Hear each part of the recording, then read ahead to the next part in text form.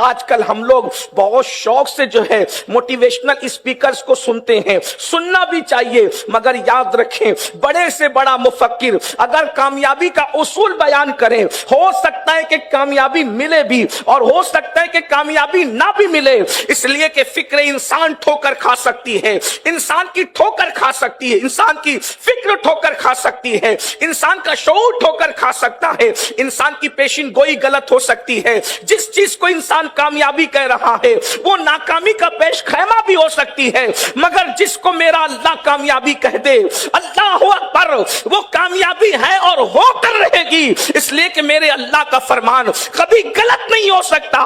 اللہ کامیابی کا اصول بیان فرماتا ہے، میرا رب فرماتا ہے یا ایھا الذین آمنو، خاص مومنوں کے ساتھ خطاب ہو رہا ہے، اس لیے کہ قدرت چاہتی ہے کہ مومن کامیاب ہو، مومن فلاح پائے، کامیابی مومن کے قدموں کے نیچے ہو، کامیابی مومن کے قدم چومتی نظر آئے، اس لیے مومنوں سے کہا جا رہا ہے اے ایمان والو، اے میرے محبوب کے بے دام غلاموں، اے محبوب سے غیر مشروط محبت کرنے والو، انما الخمر والمیسر والانصاب والازلام رجس من عمل الشیطان فاجتنبوہ لعلکم تفلحون۔ چار چیزوں سے تم بچ جاؤ، اللہ تمہیں کامیابی عطا کرے گا۔ چار چیزوں سے بچو، اللہ تمہیں کامیابی عطا کرے گا۔ پہلے نمبر پر خمر، شراب، میسر، جوا، اس کے بعد فرمایا والانصاب، بت پرستی، والازلام، جوے کے تیر، ان چار چیزوں سے بچو۔ یہ کیا ہے؟ رجس من عمل الشیطان، یہ شیطانی عمل ہے، قرآن اس کو شیطانی عمل کہتا ہے، اور اللہ گارنٹی دے رہا ہے فَاجْتَنِبُوهُ لَعَلَّكُمْ تُفْلِحُونَ۔ ان چار چیزوں سے بچنا تمہارا کام ہے، تمہارے قدموں میں کامیابی کو ڈال دینا رب کے کرم پر ہے۔ یہ امت اس وقت تک کامیاب تھی جب تک کہ یہ امت نشے سے بچتی رہی، یہ امت جوے سے بچتی رہی۔ اللہ اکبر، جسے ہم نشہ کہتے ہیں، اللہ اللہ، اس پر بہت کام ہو رہا ہے۔ حضور معین المشائخ نے بھی بہت کام کیا ہے، ممبئی اور اطراف کے اندر سنی دعوت اسلامی نے بھی بہت کوشش کی ہے۔ یہ تحریک جو ہم سنی دعوت اسلامی جس سے ہم محبت کرتے ہیں اپنی جان کی طرح، یہ اصلاح عقائد کی تحریک ہے، یہ اصلاح معاشرہ کی تحریک ہے، یہ انسانوں کے اندر شعور انسانیت پیدا کرنے کی تحریک ہے، یہ محبت رسول کی جوت جگانے کی تحریک ہے، یہ لوگوں کو مادیت سے نکال کر روحانیت کی شاہراہ پر لے جانے والی تحریک ہے، بھٹکے ہوئے آہو کو پھر صبح حرم لے جانے کا تصور پیدا کرنے والی تحریک ہے۔ اس تحریک کا ایک ہی مشن ہے، حضور کے ہو جاؤ، حضور کے ہو جاؤ اور اپنی زندگی کا مشن بنا لو۔ انہیں جانا، انہیں مانا، نہ رکھا غیر سے کام۔ للہ الحمد، میں دنیا سے مسلمان گیا۔ سنی دعوت اسلامی نے بڑی کوششیں کی ہے، کامیاب کوشش کر رہی ہے الحمدللہ۔ لیکن ایک بات میں آپ سے عرض کروں، نشے اور جوے سے بچنے کا انعام کیا ہے اور نہ بچنے والوں کا نقصان کیا ہے، ہم یہ بات اچھی طرح جانتے ہیں۔ جو اجتماعات میں آتے ہیں وہ نشہ کرنے والے لوگ اکثر نہیں ہوتے، وہ جوا کھیلنے والے لوگ نہیں ہوتے، مگر بات یہ ہے مخاطب کوئی اور ہوتا ہے، نہ اور کسی اور تک پیغام پہنچانا مقصود ہوتا ہے۔ بس میرے بھائیوں، تھوڑی دیر آپ سے گفتگو کر کے اللہ سے امید کرتے ہیں جن دلوں کو ان آواز کی ضرورت ہے، جن کانوں کو ان آواز کی ضرورت ہے، اللہ ان کانوں تک یہ آواز پہنچا دے۔ میرے آقا صلی اللہ علیہ وآلہ وسلم کے غلاموں، یاد رکھو، اللہ اکبر، اللہ کے سچے رسول صادق و مصدوق مصطفیٰ جان رحمت صلی اللہ علیہ وآلہ وسلم ارشاد فرماتے ہیں کہ انسان اس وقت تک کے دین کے لباس میں ڈھپا ہوا ہوتا ہے، انسان اس وقت تک کے دین کے لباس میں، یہ کنز المال کی حدیث ہے، دین کے لباس میں ڈھپا ہوا ہوتا ہے جب تک کہ وہ نشہ نہیں کرتا۔ جب وہ نشہ کر لیتا ہے، جب وہ شراب پی لیتا ہے، اللہ اس سے دین کا لباس چھین لیتا ہے، اللہ اس سے دین کا لباس اتار لیتا ہے اور اللہ اس کو ذلیل و رسوا کر دیتا ہے۔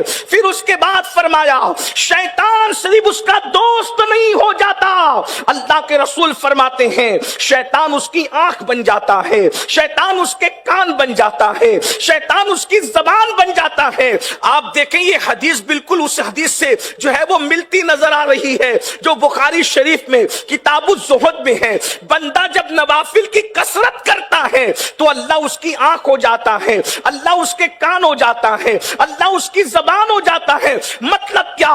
नवाफिल की कसरत करने वाला खुदा का दोस्त बन जाता है और शराब पीने वाला, नशा करने वाला, शैतान उसके कान बनता है, शैतान उसकी आंख बनता है, शैतान उसकी जबान बनता है। इसका मतलब यह है कि शैतान का वो वली हो जाता है, वो शैतान का दोस्त हो जाता है, उसके दिल पर मुहर लगा दी जाती है। ऐ मेरी कौम के जवानों, आज लोग ये सोचते हैं हम कुछ भी करें हम पर अजाब नहीं आने वाला। याद रखना इस उम्मत पर इज्तिमाई अजाब कभी नहीं आएगा, ये हमारा ईमान है। मगर ध्यान से सुनो, जो है वो कंजुल माल के अंदर ये हदीस मौजूद है।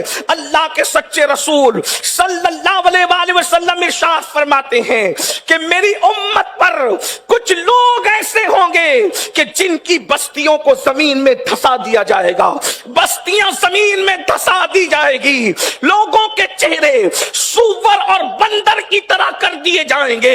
अल्लाह अकबर। बस्तियां जमीन में धंसेगी, बस्तियां वीरानों में तब्दील हो जाएगी, चेहरे सूअर और बंदर की तरह कर दिए जाएंगे। सहाबे किराम ने पूछा या रसूल अल्लाह उसकी वजह क्या है? तो मेरे आका सल्लल्लाहु अलैहि वसल्लम फरमाते हैं जब नशा कसरत से किया जाएगा तो बस्तियां जमीन में धंसा दी जाएगी।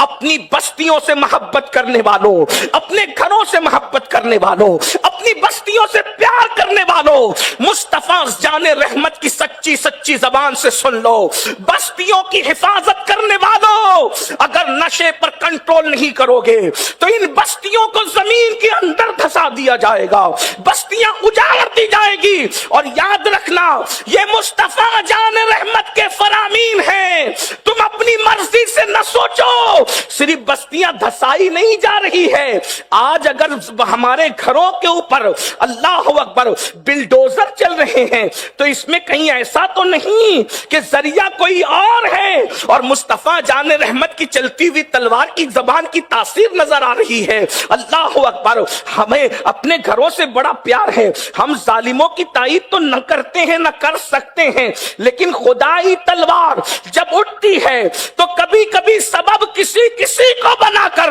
अपने महबूब की जबान की तकमील की जाती है, महबूब की जबान को पूरा किया जाता है। अल्लाह के रसूल ने फरमाया बस्तियां धंसेगी तो धंसेगी, और यहां तक फरमाया चेहरे सूअर और बंदर की तरह कर दिए जाएंगे। वजह नशा आम हो जाएगा, म्यूजिक आम हो जाएगी, मौसीकी आम हो जाएगी, औरतों से बदकारी आम हो जाएगी। जब ये तीन गुना तुम आम होते देखना तो समझ जाना बस्तियां वीरान होगी, बस्तियां तबाह होगी। आपसे पूछना चाहता हूं आज मुसलमान नशे में भी है, आज मुसलमान अल्लाह अकबर म्यूजिक और मौसीकी तो आज के जवानों का अल्लाह अकबर महबूब मशगला बन चुका है।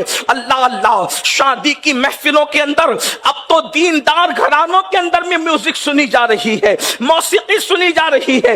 याद रखना अल्लाह के रसूल सल्लल्लाहु अलैहि वसल्लम इरशाद फरमाते हैं शबे मेराज जब मैंने जहन्नम का मुशाहिदा किया तो देखा कि कुछ लोग ऐसे थे जिनके कानों में आग का शीशा पिघला करके डाला जा रहा था। मैंने पूछा जिब्रील ये कौन लोग हैं? तो जिब्रील अमीन ने अर्ज किया रसूल अल्लाह ये आपकी उम्मत के वो लोग हैं जो मौसीकी सुनते थे, जो म्यूजिक सुनते थे। मुझे बताओ मेरे भाई, जो मेरे जवानों, गौर तो करो, अपने चूल्हे पे किया हुआ गरम तेल अगर ज्यादा गरम हो जाए और हमारे कान में पड़ जाए हम उसको बर्दाश्त नहीं कर पाते। अपने गीजर का गरम किया हुआ पानी अगर गलती से ज्यादा गरम हो जाए हमारा जिस्म उसको बर्दाश्त नहीं कर पाता। मगर अल्लाह अकबर, जो नाजुक तरीन जिस्म गीजर के गरम पानी को बर्दाश्त न कर सके, चूल्हे के गरम तेल को बर्दाश्त न कर सके, इस दुनिया की आग से 70 दर्जा ज्यादा या 69 दर्जा ज्यादा जहन्नम की आग का गरम गरम शीशा जब इस नाजुक कान में डाला जाएगा सिर्फ म्यूजिक की वजह से, मौसीकी की वजह से, उस वक्त हमारा क्या बनेगा? है कोई बंदा जो खुदा के अजाब को बर्दाश्त करने की ताकत रखता हो? अल्लाह اکبر، وہ جہنم کا شدید ترین عذاب جس کے بارے میں میرے سچے رسول نے فرمایا جس میں پہاڑ بھی پگھل جائیں گے. ذرا تصور تو کرو، اپنے آپ پہ رحم تو کرو. آخر میوزک میں ملتا کیا ہے؟ آخر موسیقی میں ملتا کیا ہے؟ اللہ اکبر. ہے برداشت کرنے کی طاقت، ہے برداشت کرنے کی قوت. میرے بھائی یہ تو گرم تیل کی بات ہے. اگر زور سے پٹاخے کی آواز کان کے قریب آئے تو ہمارا کان اس کو برداشت کرنے کی طاقت نہیں رکھتا. اتنا کمزور ہے انسان، اور خدا کے غضب کو چیلنج کرتا ہے، اللہ کے عذاب کو چیلنج کرتا ہے. نہیں، ہم میں سے کوئی بھی اس کے عذاب کو برداشت نہیں کر سکتا.